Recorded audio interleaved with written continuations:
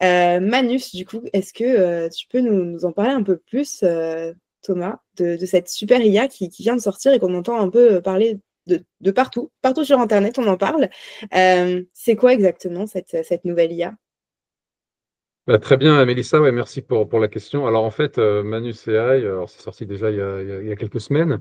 Ça vient d'un labo chinois qui était sous le radar, un peu comme DeepSeek, mais encore plus petit. Et en fait, là, on parle d'une IA agentique, donc en fait d'un agent IA, à distinguer de ce dont on a pu parler jusque-là, hein. Donc, juste pour récapituler, il y avait donc ce qu'on appelle les Large Language Models, euh, euh, les IA Comme en ça. fait à qui on pose une question, donc les grands modèles de langage à qui on posait une question et ils nous répondaient tout de suite. Alors avec parfois des choses très créatives, mais aussi parfois des hallucinations.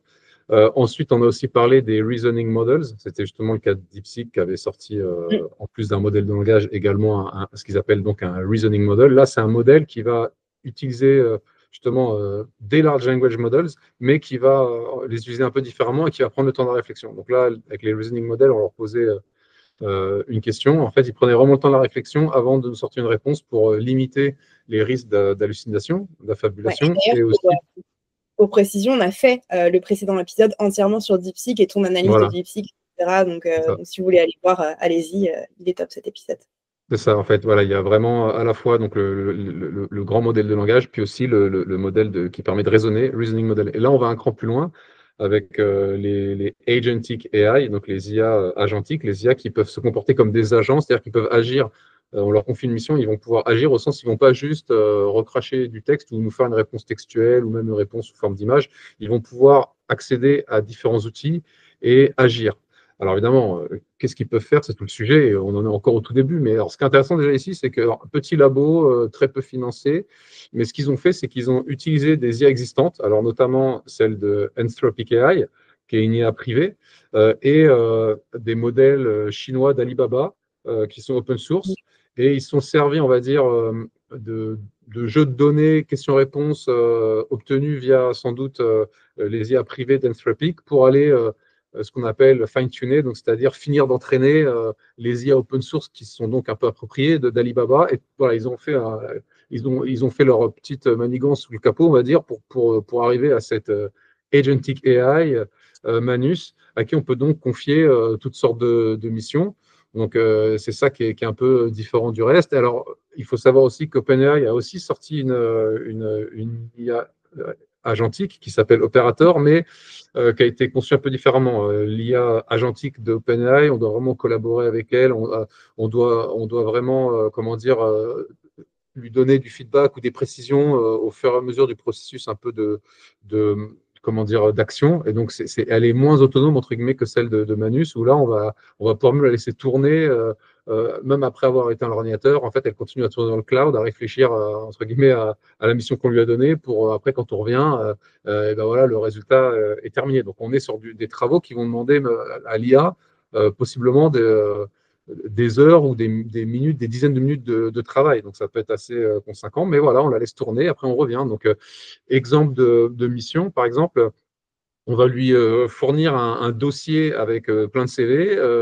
L'IA va pouvoir, un dossier compressé, donc l'IA va pouvoir décompresser le dossier, extraire les CV, extraire des informations qu'il y a sur ces CV, pour venir après alimenter une feuille Excel, déterminer une grille d'analyse pour ces CV, et donc nous produire un beau tableau avec différentes métriques afin de comparer entre les CV. Et puis l'idée à la fin, c'est d'avoir une synthèse pour nous expliquer qui sont les 15 meilleurs candidats classés dans un certain ordre selon certains critères. Donc voilà le type de mission qu'on peut confier à Manus.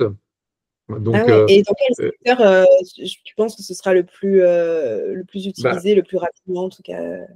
bah, je pense que vraiment, alors après, encore une fois, là, ce qui est beau, c'est de comprendre ce que fait Manus aujourd'hui. Et ce qu'il faut se dire, c'est que ça va s'améliorer. Et puis, en fait, tous les concurrents vont arriver avec leurs propres solutions. Donc, il ne faut pas forcément trop s'attarder aujourd'hui et maintenant sur Ouais. juste le nom de Manus et leur offre du moment, parce que ça va évoluer très vite et tout le monde va plus ou moins Ok. s'aligner. Mais ça donne une idée de la direction. Voilà. Après, évidemment, ceux qui sont peut-être qui trouvent que ça peut être très utile pour eux dès aujourd'hui, bah, ils peuvent aller essayer l'essayer, mais aussi, c'est pas évident de mettre la main dessus. Mais c'est le sens de l'histoire et dans quelques mois, ça va se généraliser. Donc, Donc, ceux que ça peut vraiment aider le plus, c'est ceux pour beaucoup, on va dire justement de ceux qui sont au tertiaire et qui doivent faire de l'analyse, de la synthèse, qui doivent manipuler des données, évidemment, pour eux, ça peut être très utile. Donc, ça peut aussi aider à pondre du code. Ça a accès donc à des outils. Quel type d'outils? Des outils qui servent comment dire, à coder, mais aussi tout simplement Internet, le navigateur. Et c'est ça qui est intéressant, c'est qu'on peut le laisser aller sur Internet pour aller faire une série de recherches et venir après nous pondre un résultat. Un résultat qui peut avoir une forme interactive. C'est par exemple un résultat sous forme de site Internet. C'est ça qui est assez dingue quand on y pense.